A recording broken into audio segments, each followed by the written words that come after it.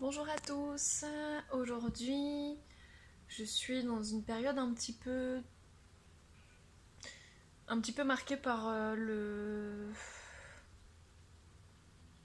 par la douleur de l'absence en fait, que je ressentais déjà, mais qui là est beaucoup plus prononcée en fait. J'ai vraiment ce vide, cette sensation voilà, Orlan n'est pas là et c'est plus dur, c'est limite plus dur qu'avant, c'est très bizarre, je ne saurais pas expliquer. Est-ce que c'est dû à la fête des mères qui arrive à la fin du mois? Ça, je pense que ça va être super dur. Du coup, j'ai prévu d'envoyer un cadeau à ma mère en lui mettant un mot où je lui dirais que voilà, je lui fais un cadeau cette année de façon plus symbolique parce que cette année, bah voilà, ça marque cette année Orlan est partie et elle ne pourra jamais me fêter la fête des mères quand si elle avait voulu me le fêter, hein, ça aurait pas été une obligation. Et je veux dire, elle pourra jamais me faire de cadeau de fête des mères, elle pourra jamais me souhaiter la fête des mamans. Désolée, c'est un peu compliqué là. La boule dans la gorge qui arrive, voilà. Donc, euh, donc voilà, donc je sais pas si c'est dû à la fête des mères qui approche, mais en tout cas, j'ai vraiment ce truc de l'absence qui est omniprésent depuis quelques jours. C'est vrai que je pensais pas que je passerais par autant d'étapes dans mon deuil périnatal. Mais c'est vrai que, ouais, et ça change quasiment tous les deux-trois jours en fait. C'est assez impressionnant. Donc du coup, ce manque que j'ai, cette notion d'absence qui est assez affreuse, m'a donné envie de vous faire en fait une vidéo sur les petites manies et les rituels qu'on adopte en fait quand on est en deuil périnatal. Parce que cette absence m'a amené à de nouveaux rituels et à de nouvelles choses que je ne faisais pas forcément. J'allais régulièrement dans sa chambre pour aérer et puis même pour me recueillir, mais c'était toujours très bref. Je pleurais 2 minutes et je repartais. Hier matin, pour la première fois, je me suis vraiment recueillie de façon plus intense. J'ai mis une petite bougie, je lui ai parlé plus longtemps. J'ai vraiment attendu d'arrêter de pleurer et de ne plus avoir rien à dire pour sortir de la chambre. Voilà, c'est un rituel maintenant que j'ai mis en place et je vais le faire tous les jours.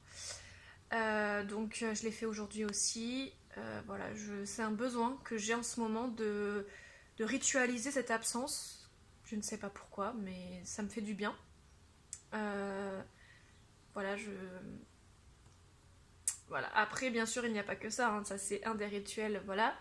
Euh, Par exemple, autre rituel que j'ai tendance à faire beaucoup, en fait, on a gardé un de ces deux doudous. Et en fait, tous les matins quand je me réveille, j'embrasse ce doudou parce que très souvent ma première pensée va vers elle. Donc voilà, je prends le doudou, je fais un bisou. Voilà, c'est des choses qui font du bien et qui permettent de concrétiser cette absence parce que l'absence ça marque la non. L'absence c'est la non-représentation physique d'une personne, ou pas que d'une personne, mais en tout cas dans ce cas du deuil, oui. Et le fait de concrétiser voilà, par des gestes, par voilà, la peluche, du coup c'est un peu entre guillemets comme si c'était Orlan dans le sens que voilà, je peux la toucher la peluche, je peux l'embrasser, je peux lui parler, même si voilà, ne répondra jamais. Mais voilà, ce que je veux dire, c'est voilà, des petits, en fait ces petits rituels permettent moi en tout cas me permettent de mieux supporter son absence, même si c'est insupportable, mais ça m'aide beaucoup quand même. Ça m'aide un peu en tout cas. Euh, il y a ça, il y a aussi voilà, le fait aussi euh,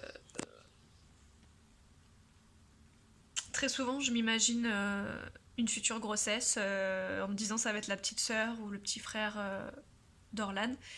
Et ça c'est un rituel que je me suis souvent fait. Quand je m'imagine enceinte, j'imagine ça. Et, et je sais pas, c'est comme si je lui demandais entre guillemets son accord pour si jamais elle voulait un petit frère ou une petite sœur.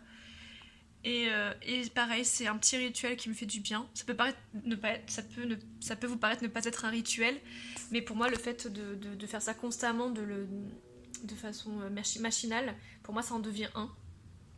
Voilà, il y a plein d'autres petites choses. Euh, Il y a plein de petites choses que je fais d'autres. Le soir en me couchant aussi, le soir en me couchant, j'essaye vraiment de laver les images négatives et les pensées négatives de mon cerveau pour ne garder que le positif pour essayer d'avancer. Voilà, j'essaie vraiment de faire des rituels très positifs. Euh, euh, Après, il y a d'autres rituels qui sont malheureusement encore assez négatifs et qui m'apportent pas vraiment de... Mais je peux pas m'en empêcher. Par exemple, voilà, dès que je vois à la télé ou quoi, voilà, quelqu'un de décédé ou qu'on parle de bébé, etc. Bah, à chaque fois, si c'est quelqu'un de décédé, je pense à Orlan. Même si, voilà, si ça montre un cadavre, etc., je peux pas m'empêcher de penser, de me dire que, bah, que voilà, qu'elle aussi, malheureusement, je ne l'ai vue que comme ça, donc voilà. Et qu'est-ce qu'il y a? Le chat regarde comme si... Qu'est-ce qui se passe? Il y a quelqu'un? T'as vu quelque chose, Boubou? Bah non, il y a rien. Bon, désolé, hein, mon chat a phasé et du coup j'ai eu peur qu'il y ait un animal ou une personne qui monte devant l'escalier.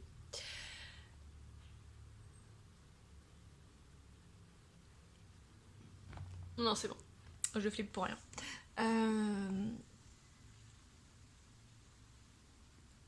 Et donc, quand il s'agit de bébés, voilà, bah forcément, c'est. Plutôt que de me dire, voilà, moi aussi, Orlan, c'était un bébé, etc., de voir le côté positif du truc, bah. Voilà, ça, j'arrive pas encore à me l'enlever. J'y arrive pas encore. C'est un peu chiant. Et voilà, puis pareil, dès que je vois une femme enceinte, etc., j'ai beaucoup de joie pour elle, et vraiment. Alors qu'avant, avant d'être enceinte, ça me faisait pas du tout ça.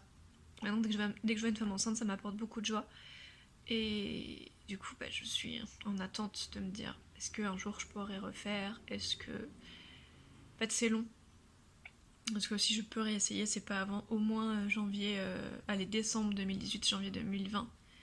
Et voilà, c'est le moment où je pourrais essayer de recommencer à faire un bébé. Euh, mais c'est pas le moment où je tomberai enceinte. Donc ça veut dire qu'il y aura encore peut-être 1, 2, 3, 4, 5, 6 mois d'attente avant de tomber enceinte, etc. Parce que voilà, la première fois ça s'est fait très rapidement, mais on ne sait pas du tout si la deuxième fois ce sera aussi rapide. Parce qu'on ne sait pas comment, voilà, ça dépend des fois. C'est pas parce que ça a marché très vite une fois que ça marchera très vite une deuxième fois. Donc ça fait un peu flipper. Voilà, donc c'est vrai que là cette absence est marquée aussi par le fait que je ne peux pas réessayer de faire un bébé tout de suite. Et du coup c'est encore plus dur parce que encore j'aurais ce projet là qui serait faisable rapidement. Bah, l'absence ferait mal, son absence à elle ferait mal, mais je saurais que bientôt un bébé pourrait pointer le bout de son nez. Là ce n'est pas le cas, donc ça accentue cette absence. Voilà, encore une fois ce n'est pas à la remplacer, hein. Je ne veux surtout pas la remplacer, ça restera toujours mon premier enfant, ma première fille, mais voilà, je sais qu'il faut qu'on soit parents, maintenant c'est viscéral, je le sais du plus profond de mon être, ce qui n'était pas forcément le cas avant. Donc voilà, cette petite Orlan m'aura au moins fait prendre conscience de ça. Et... Ah, elle me manque en ce moment, c'est horrible. C'est horrible, c'est... Elle me manque trop, c'est... Même si je sais que, genre, que je dormirais peu, qu'elle passerait son temps à brailler, à m'appeler, à pleurer, voilà, à faire plein de trucs de bébé et que du coup j'aurais pas une minute à moi, bah c'est pas grave. Je préférerais ça, pas avoir une minute à moi plutôt que cette absence, ces petits moments, même si bon je travaille beaucoup donc j'ai quand même pas beaucoup de moments à moi. Mais les peu de moments que j'ai à moi, j'aimerais les passer avec elle et la sentir près de moi et pouvoir m'occuper d'elle. Voilà, c'est une absence un peu, un peu compliquée. Voilà, et puis les autres rituels aussi, un rituel, voilà, c'est tous les endroits où elle aurait dû être dans la maison aussi, les objets qu'on a enlevés des endroits où elle aurait dû être. Pareil, à chaque fois que je passe devant ces endroits, je me dis là, elle devrait être là, ou là, elle devrait faire ci, ou là, bah, ah tiens, bah là, il y aurait telle ou telle chose qui serait en train de se faire à cette heure-ci. Voilà, il y a des rituels bien et des rituels moins bien, et malheureusement, bah, je jongle avec les deux. Voilà, Il y a aussi le bisou aussi, ça c'est le bisou quand je vais dans sa chambre et que je me recueille et que je lui parle, que je mets la bougie aussi, je fais toujours un bisou sur, sur les photos d'échographie que j'ai mis dans sa chambre. Et voilà, il se lit toujours vide, c'est vraiment... voilà, mais on n'a pas à cœur de tout enlever dans la chambre, on laisse en état pour l'instant. Moi personnellement, je commence à me le dire qu'on va peut-être changer les meubles de place ou qu'on va tout enlever, mais j'y arrive pas encore. C'est un besoin, c'est aussi un rituel d'ailleurs, hein, de laisser la chambre en état. Mais voilà, c'est pas possible. Pour moi, c'est sa chambre. Tout enlever, ce serait lui enlever sa chambre. Déjà qu'on lui a enlevé, déjà que le monde lui a enlevé sa vie. Je peux pas en plus lui enlever sa chambre. C'est pas possible. Même si elle n'a pas de corps physique pour y dormir et pour y vivre, je peux pas. C'est pas possible. Voilà, je pense avoir fait le tour sur les rituels liés à l'absence. Et bientôt, je vous ferai une vidéo sur le tatouage que j'ai fait concernant le tatouage d'Orlan. Voilà, en mémoire d'Orlan. Je vous fais des bisous et je vous dis à bientôt.